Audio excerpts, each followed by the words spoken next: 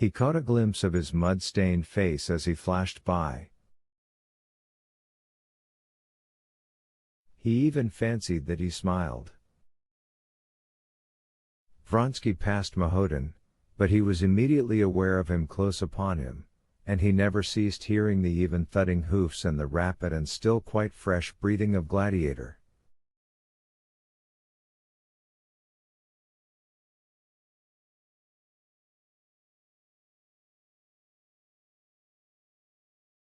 The next two obstacles, the water course and the barrier, were easily crossed, but Vronsky began to hear the snorting and thud of Gladiator closer upon him.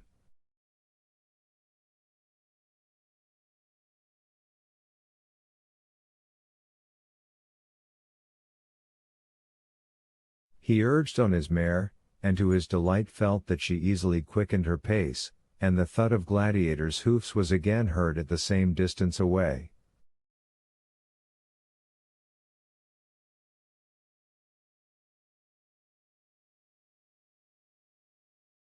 Vronsky was at the head of the race, just as he wanted to be and as Cord had advised, and now he felt sure of being the winner.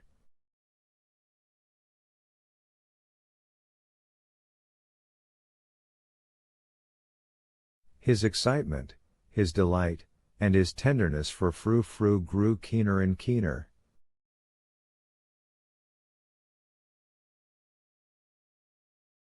He longed to look round again, but he did not dare do this, and tried to be cool and not to urge on his mare so to keep the same reserve of force in her as he felt that Gladiator still kept.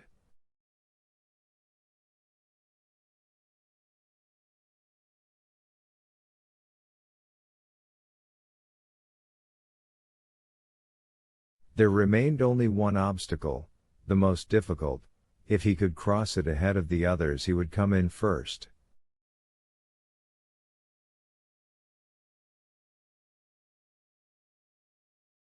He was flying towards the Irish barricade. Frou-Frou and he both together saw the barricade in the distance, and both the man and the mare had a moment's hesitation.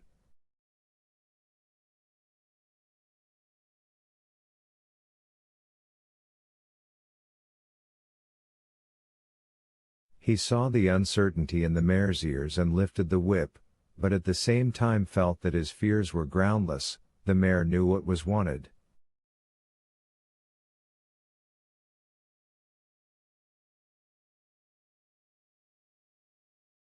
She quickened her pace and rose smoothly, just as he had fancied she would, and as she left the ground gave herself up to the force of her rush, which carried her far beyond the ditch, and with the same rhythm, without effort, with the same leg forward, Frou-Frou fell back into her pace again.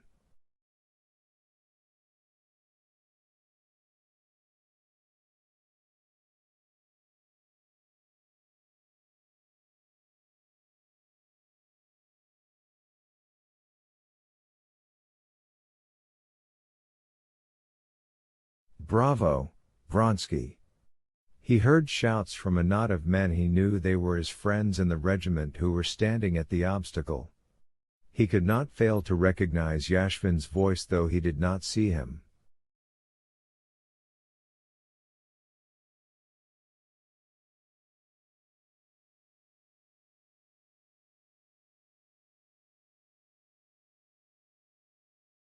"Oh my sweet," he said inwardly to Frou-Frou, as he listened for what was happening behind.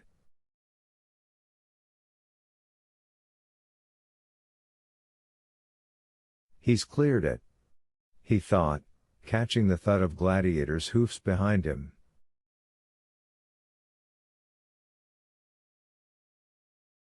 There remained only the last ditch, filled with water and 5 feet wide.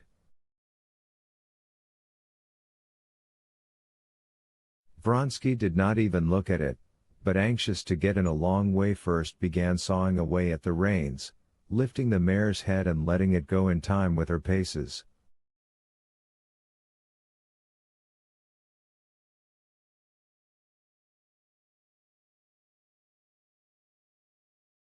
He felt that the mare was at her very last reserve of strength, not her neck and shoulders merely were wet, but the sweat was standing in drops on her mane, her head, her sharp ears, and her breath came in short, sharp gasps.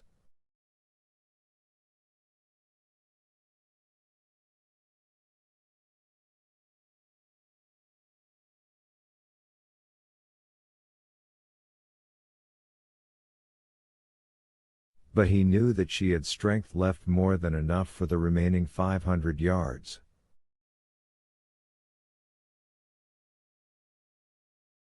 It was only from feeling himself nearer the ground and from the peculiar smoothness of his motion that Vronsky knew how greatly the mare had quickened her pace.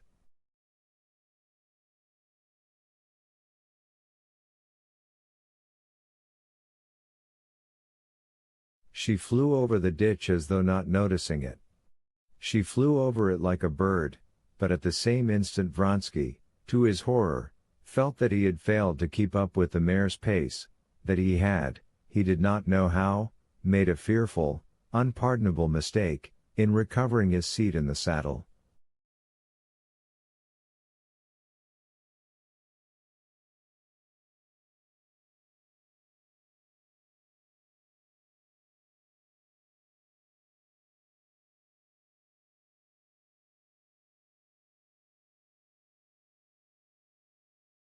All at once his position had shifted and he knew that something awful had happened.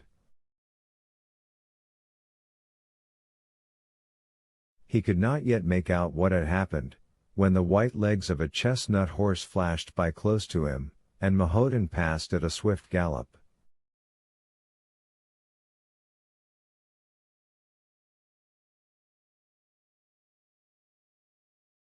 Vronsky was touching the ground with one foot, and his mare was sinking on that foot.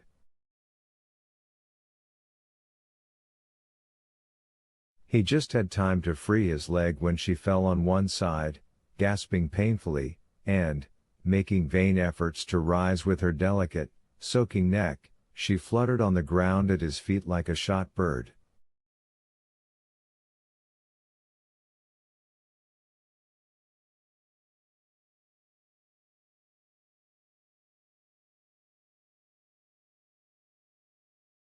The clumsy movement made by Vronsky had broken her back.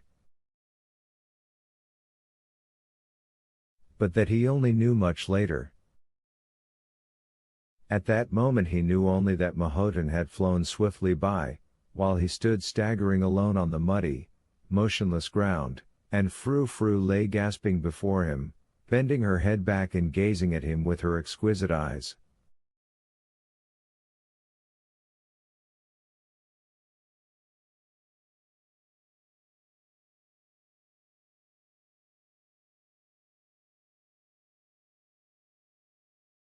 Still unable to realize what had happened, Vronsky tugged at his mare's reins.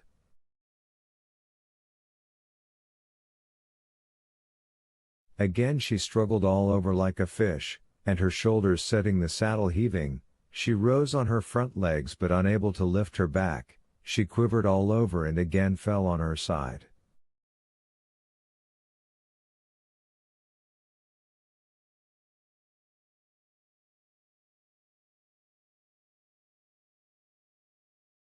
With a face hideous with passion, his lower jaw trembling, and his cheeks white, Vronsky kicked her with his heel in the stomach and again fell to tugging at the rein.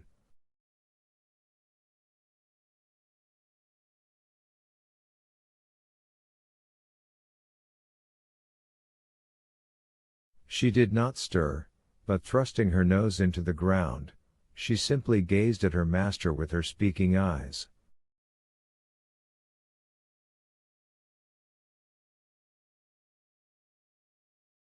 "Ah!" groaned Vronsky, clutching at his head. "Ah! What have I done?" he cried. "The race lost."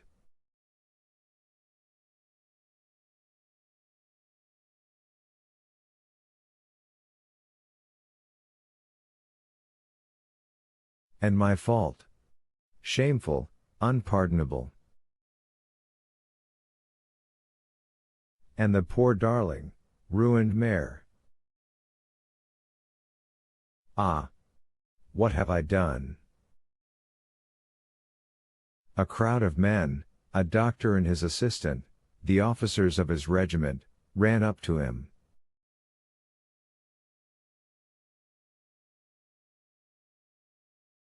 To his misery he felt that he was whole and unhurt. The mare had broken her back, and it was decided to shoot her. Vronsky could not answer questions, could not speak to anyone. He turned, and without picking up his cap that had fallen off, walked away from the race course, not knowing where he was going.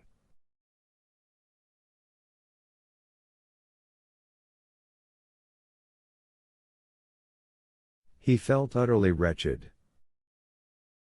For the first time in his life he knew the bitterest sort of misfortune, misfortune beyond remedy, and caused by his own fault.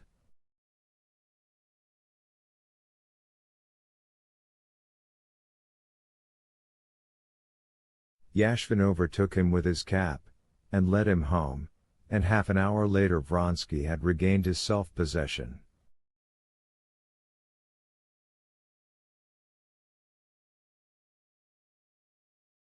But the memory of that race remained for long in his heart, the cruelest and bitterest memory of his life.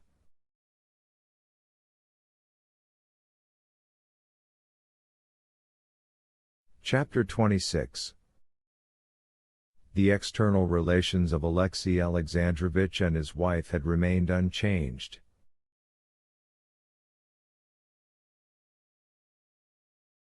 The sole difference lay in the fact that he was more busily occupied than ever. As in former years, at the beginning of the spring he had gone to a foreign watering place for the sake of his health, deranged by the winter's work that every year grew heavier. And just as always he returned in July and at once fell to work as usual with increased energy.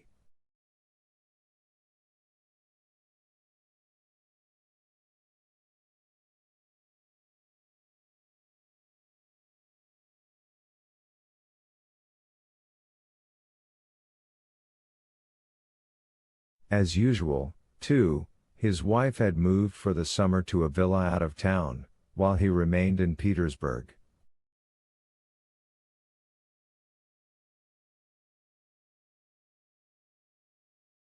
From the date of their conversation after the party at Princess Tverskaya's he had never spoken again to Anna of his suspicions and his jealousies, and that habitual tone of his bantering mimicry was the most convenient tone possible for his present attitude to his wife.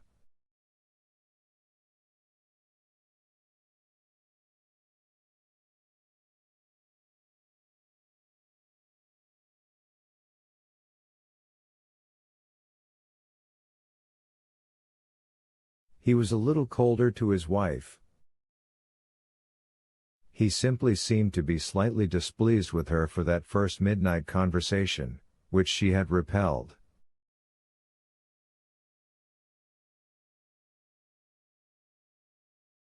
In his attitude to her there was a shade of vexation, but nothing more. "You would not be open with me," he seemed to say, mentally addressing her, "so much the worse for you."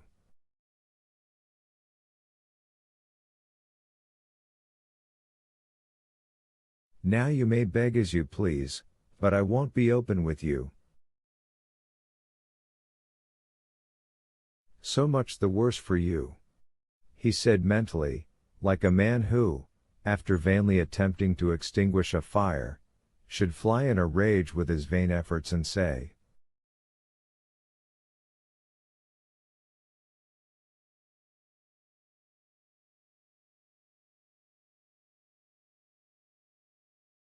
"Oh, very well then.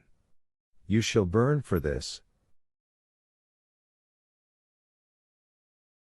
This man, so subtle and astute in official life, did not realize all the senselessness of such an attitude to his wife.